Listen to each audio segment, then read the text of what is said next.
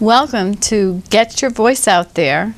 I'm Roberta Chadis, and this is our first show of many where we will be inviting a lot of people in the community who are really trying to get their voice out about something that they're doing that we all want to know about.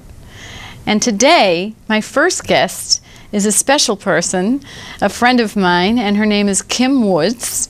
She is an author, she is a strategist, and she is a speaker. But today we're really going to focus on Kim's book, which is called Men in the Head. And I think the first question I want to do is ask you, how did you get inspired to write this book, Kim? Well, it's welcome. Thank you. Thank you so much for having me here. It'll be so much fun. It's a story that's long in the telling, so I'll try to be brief. Basically, I'm a business strategist. I know business. But 13 and a half years ago, my son was born, and he had a lot of issues. He had learning issues, he had developmental issues, and I knew nothing about child rearing, quite frankly. I had babysat a few times and that was it. And so we needed to really go after a lot of therapy, a lot of help, figure out what was wrong with him. And so in doing that, I came up with a whole series of solutions and met a lot of people, and we actually rewired his brain, and now he's completely fine, which is wonderful. But in the process, which was messy, by the way, this was not elegant, it was not graceful. I did not approach it with the solution and the result. It was a very much navigate, learn as you go, you know, kind of blind leading the blind kind of thing. But during that process, he was about, when we started therapy, he was about 1 or 1.5. And when we were really seeing results, he was about 5. And in that time, he had done about 3 or 4 sessions of therapy every week. And he was going to a Montessori school, and we had tutors and whatnot. And he had a little sister who was doing nothing. She was doing absolutely nothing, none of these things. And so he was asking me, why was he doing all this therapy? Now, he was about 4.5, maybe 5. How do you explain that you're trying to rewire a child's brain? So I thought to myself, how do I explain this? And I said, well, the men in the head on the right side of your brain don't talk to the men in the head on the left side of your brain. And we really need to get them to learn about each other, to get to know each other, and we need to get them to play together. And he really liked that. Now, what about your daughter at the time? Was she playing along with this whole concept? She was. She loved it. She was 3, and she's one of those very imaginative kids, and she loves to pretend, which helped him a lot because he didn't know how to do that. And her first comment, which is why her name is not in this book, because fast forward a few years, and she does not want to be known for this, but alas, I will say it. She said, "I don't have men in my head, Mommy. I have kitties." So she had kitties in her head. That's so funny. Yeah, that was really cute. So they really got into it. So what ended up happening is a lot of people noticed that Nick was fine. You know, Nick was really coming into his own. He was able to relate to people. He was able to do a lot of things that he couldn't do in the beginning. And so they started asking me questions. What are you doing? How can you help? You know, what have you? And so people would stop me in the parking lot. They'd stop me in the hallways. They'd call me up. They'd have friends call me up. And it just became the point that people said, you need to do something. You need to do something with this. And I said, I know business. I don't know this. I can't possibly do this. Yeah. But eventually I said, okay, I can figure this out and I can do this. Now I'm thinking about you handling all of this and how much better your life must have been when you came to the realization that this tool was working. Yeah, I mean, basically what ended up happening was you need to be able to explain it to children, right? So first of all, you come to the realization that something's wrong, and it's frightening. You are just petrified. And so you can do one of two things. You can deny it and not do anything about it, which a lot of people do because it's really scary. Or you can just say, okay, I don't know anything, and I'm just going to get help. Right. And so in getting help, for me, we just did a scattergraph. We just got tons and tons of help. What helped me, though, was that Nick was on board with it. Because I could explain it to him, and because we could relate it, that he then knew what he was doing and why he was doing it. So we never had the issues of, no, I don't want to go, no, I don't want to do this, no, don't make me do this today. It was always, sure, I'll do this, great, let's go. And that was really attitude. helpful. Yeah, that was really, really helpful. Very, very nice. Hopefully it can help other people. So that's great. Now, having written a book myself, I know there are so many challenges to do this What did you start to do when you thought, I'm now pushed to write a book? Yeah, well, first of all, I denied it. I said, there's no way I'm going to write this book. There's absolutely no way I'm going to do it. There's no way I can do this. I can't draw. I can't write. Apparently I can. So it was really challenging at first. It was my Mount Everest, to be honest with you. It was, you write a book, right? Yes. So it's that, oh, good Lord, I can't possibly do this. And then you just start. And quite frankly, I started with the parent guide because that would make so much sense to have something that talks about assessments, that talks about advocacy, that talks about support, that talks about strategies. It's still in the drawing board because I wanted to have fun. I wanted it to be really simple. I wanted it to be connect with children. I wanted it to be fun. And so the children's book is definitely that. And you just mentioned advocacy. Right. Which is in the tagline of the book. Right. So let's talk a little bit about that. Okay, so when we talk about advocacy, I do take a common sense approach, right? So the typical definition is protecting children's rights. Well, I'm going to widen the lens on that a little bit, and I'm going to say, let's just make sure we do everything we can for children. And so when I came up with this, this is called the character wheel, and these are the 8 or 9 characters that literally depict the entire brain-body connection. So when a child has issues with sensory processing disorder, which was one of Nick's issues, you literally can't process senses. So whether it's light, whether it's sound, whether it's food, whether it's smells, whether it's anything tactile related, you have an issue with senses. Well, I named that character Henry. So he's a sensory guy. And then if you have an issue with your vestibular system or your proprioception, which means you don't know where you are in space, then that's Larry and Gary. Those are the space and movement twins. If you have issues with impulsivity, which would be in the ADD spectrum, then that's Gerald. And so what I did was I wanted to make this, again, fun, and I wanted to make it so that kids could connect with it, but I also wanted to make it so that people could relate to it and have it in the back of their minds when they're sitting around and talking to a group of therapists, for example, or if they're meeting a child advocate, or if they're trying to advocate for their child themselves. The issue is that there are probably many things that are the problem with the child, and so you need to understand a variety of different things and know how they relate. So as you're sitting there in a meeting, you are not familiar with the terms proprioception, dysphagia, praxis, things like that, but you can say, oh, that's George. Oh, that's Larry and Gary. Oh, that's Henry. And I think it makes it much more relatable. And how do the kids react to these characters? They love them. I have to say, doing the first book, I will plug the book shamelessly. You do that. Alex and Chloe Meet the Men in the Head. What I wanted to do is make it relatable to kids. So I have the 2 characters, Alex and Chloe, running into the Men in the Head and helping them find their way back. And so in doing that, it makes the characters, I think, more relatable, and it makes it more fun. And it makes it so that there's an 8-year-old boy and a 5-year-old girl, and they're out in the woods, and they're just playing, and they meet these characters, and they run into an issue, and they have to help them, and what have you. And the kids really, really love the book. Yeah, I have a 6-year-old who can't wait for the next one to come out. I have a 10-year-old, same thing. I have a 9-year-old that wants to talk to me. I have a 12-year-old that wants to be an author now. It's been really, really super. It's been super, super fun. And I know you've combined with the book a blog.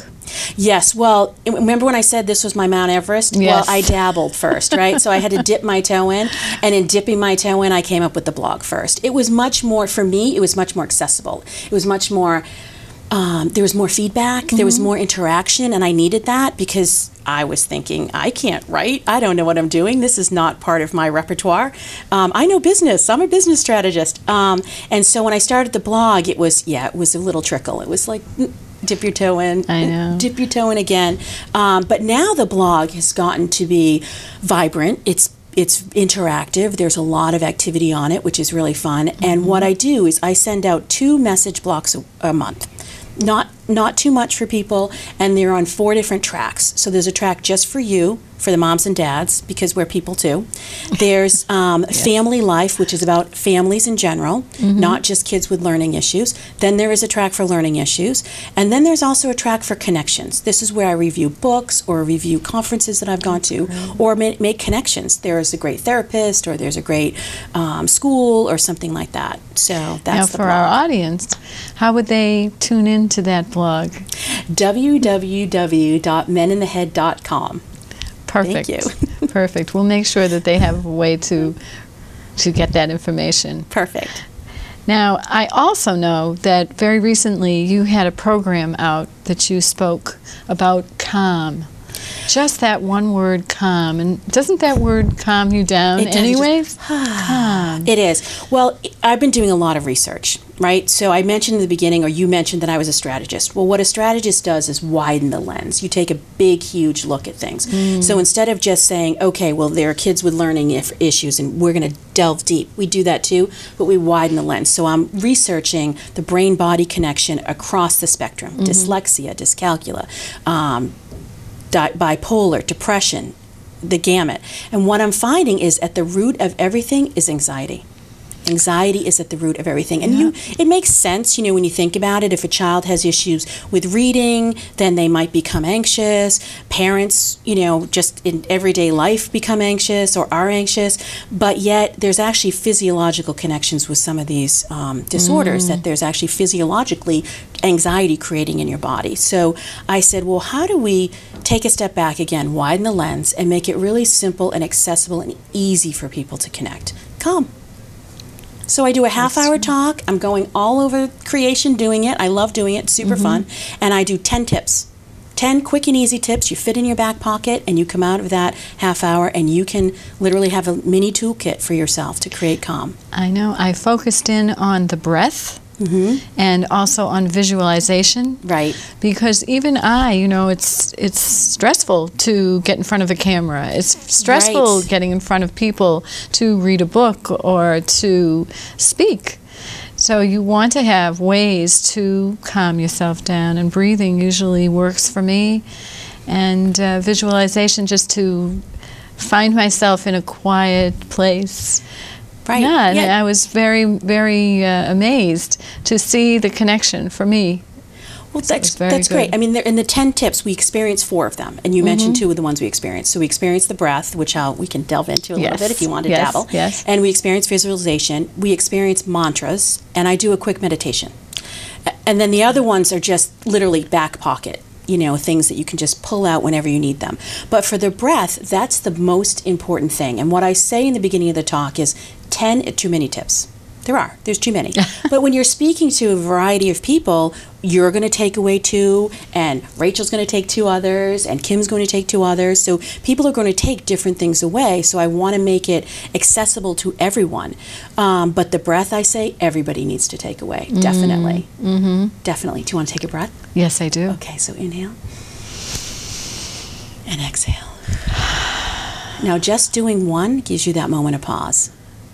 And if you do 3, we're going to do 3 right now, it really settles the body. So let's do it. Okay, inhale and exhale. Do you close your eyes? You can, you don't have to. Inhale again and exhale. And then 1 more.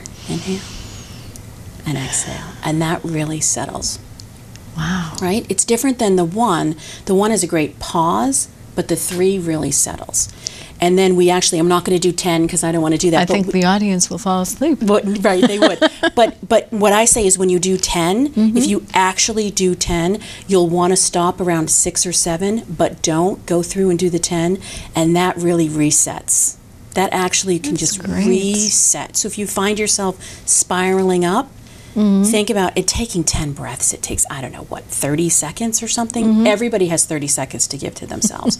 So if you take the 30 seconds and push through that 6 or 7 when you think I'm done, you will then really get a reset for yourself. Great advice. And speaking of advice for the audience, I'm wondering what you might want to relate to the audience and suggest to them if they have children that might benefit from this book.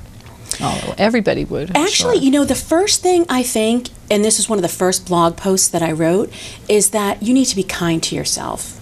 You need to really recognize that this is hard. First of all, having a family is hard, but if you have a child with issues, you know, when your child is born, a piece of your heart goes and lives inside that child, right? So now all of a sudden you're more vulnerable because your heart's living outside of yourself. And then if you have more than one child, your heart's living in many places.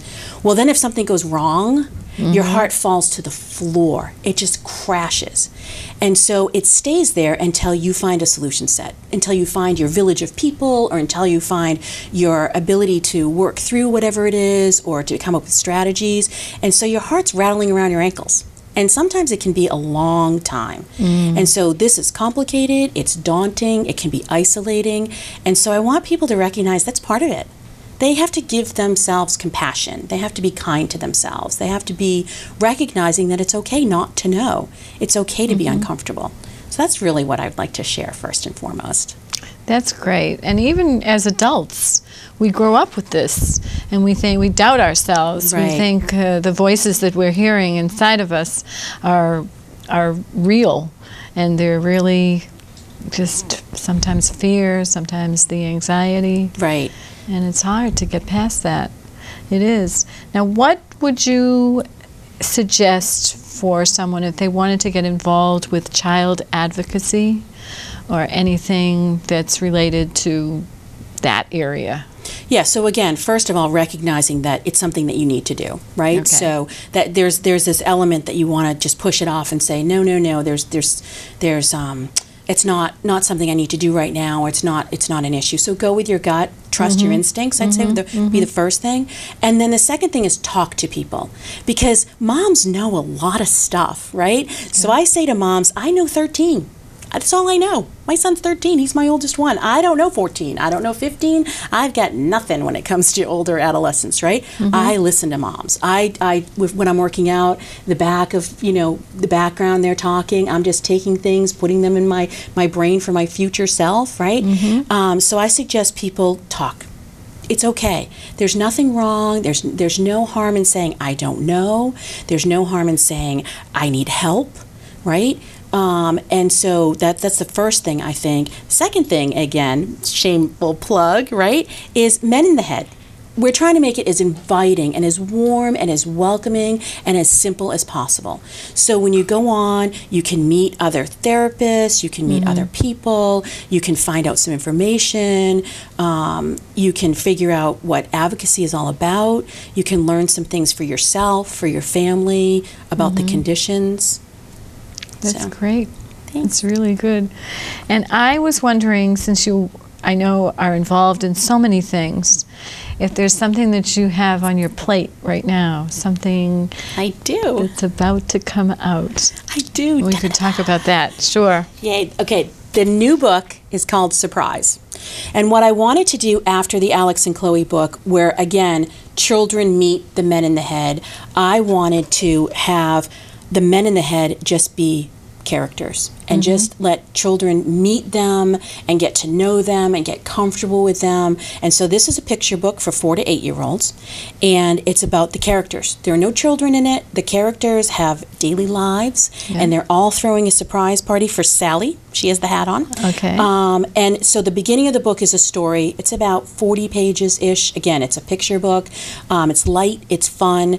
At the end of that book, each character has their own 2-page spread as to what they're about. And that's in more of a story format for the kids, and then the character wheel for therapists and for parents. So I wanted to give a way to just make the characters really accessible for children. That is fantastic. And I see that you are doing all of the art as well. I am doing all of the art. That, again, Everest. Tell me a little bit about that Roberta talent. Everest, my friend, right? So I drew in my former life, right? So when I was in, middle school, high school, or whatever, I drew.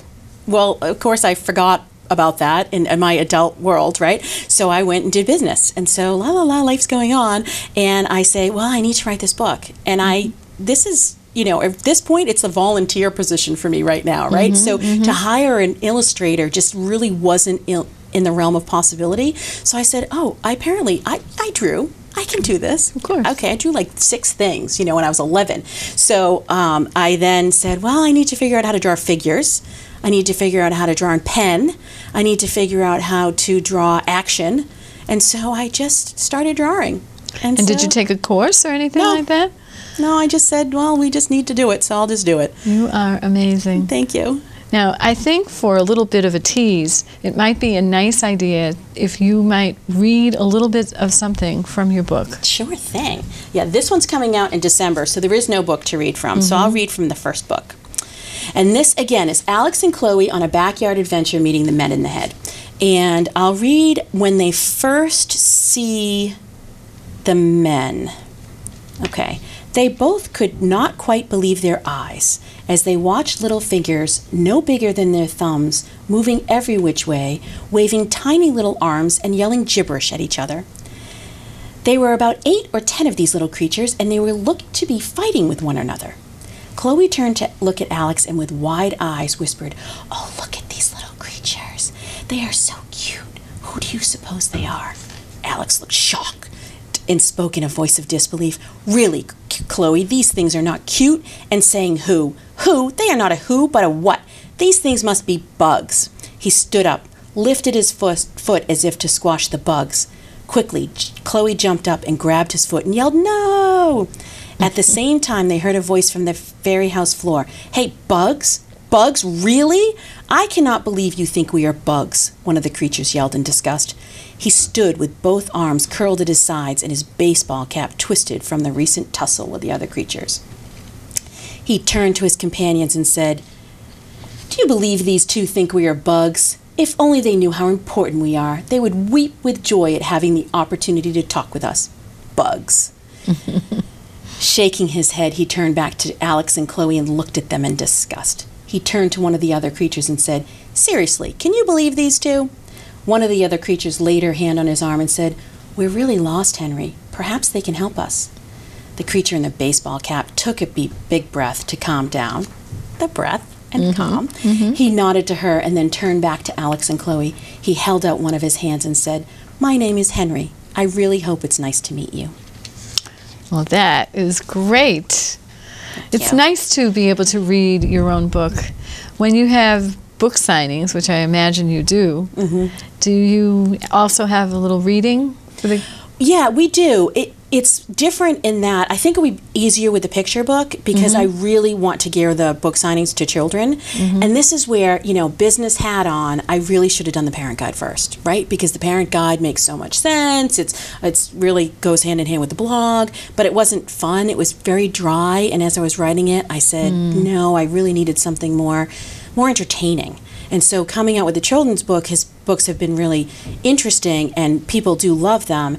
And yet when I do a book signing, the parents are saying to themselves, well, should I be here only or should the children be here? So I think having the parent guide when it comes out next fall, that would make it a little bit more clear. So I really want to we're going to come up with puppets for the characters. So that will be super fun, right? And then the kids will really get involved and have a lot of fun with that, I think. And a lot of the kids I see, I teach, use the little finger puppets. Right. So right. That's what we're thinking. Yeah. Easy. They could even make them. Right. Themselves. Right. I know. Katie wants to help me. She's my daughter. She wants to help me make them. Kind of fun. Yeah. Right. And what was I going to ask you? I was wondering if you wanted to share a little bit with the audience, a couple of tips on what they might be able to do if they had a similar idea or a similar concept that they wanted to get out. Absolutely. Well, here's the thing. This, you wrote a book, right? So it's a big, huge process. I would say if you know you can write and you know you want to write, then go for just the book, right? I mean, you don't have to create a whole blog and everything else around it. But if you're uncomfortable, I think a blog is the great way to start. We are launching a guest blog section on our blog because setting up a blog, you need to get something like WordPress, you need to know a little bit about technology to do that, and then you need to write and post. And it's a commitment. So you need to know you want to do that. So I would suggest guest blogging, definitely. It's a great idea. Dabbling, right? So, and you can also submit articles and things to online editors, and so you can just type in Google call for submissions, and you can look at the list of things that people are looking for, and they're about 800 to 1,500 words, and that might be a great way to start. Yeah. But if you know you have a book, sometimes you just have a book inside of you. If that's the case, start writing. Start writing. Develop a process and develop a discipline for it. That would be my advice. That is great advice, really. Because sometimes you just keep writing and writing and writing, and it goes nowhere. Right. It goes absolutely nowhere, and I have that experience in my own men in the head. Well, you don't want to listen to too many people. Right. They'll tell you that it's not good enough, or they'll tell you that somebody else has it out there, when in fact you may have the most brilliant idea ever, right? Well, exactly right. So when you first write something, the other thing I would suggest to people and let them know is it's fragile. It's like tossing an egg in the air, and it's just floating up there, and you're waiting for it to fall, and you're waiting for it. You expect it to smash on the floor, and no one's catching it, right? Because you don't have an audience. You don't have an audience, right? So you're relying on your friends and family, right? And they're off living their lives, and they're thinking, what is Roberta doing? What is Kim doing? And they may not be there to catch the egg. But just, you know what? Have faith, breathe, and keep throwing the egg, because it's definitely worth it. Somebody's going to catch it. And isn't this a wonderful way to transition into the close of our show? Because that's exactly why I wanted this show. Right. Was for people to get their voice out there. A lot of people are a little nervous about video. They may not have the tools. They may not know how to do certain things. But at least we can have a conversation and get your word out there about Men in the Head. Why don't you share that site again? Okay, it's www.meninthehead.com. And what a pleasure. Kim and I have known each other for a long time, and it's so delightful to have you on my show, my first guest I know, it's here. so exciting. Yes. And I really want to thank you so very much for sharing all of this information with our audience on Get Your Voice Out There. And I'm Roberta Chadis. Thank you so much for watching.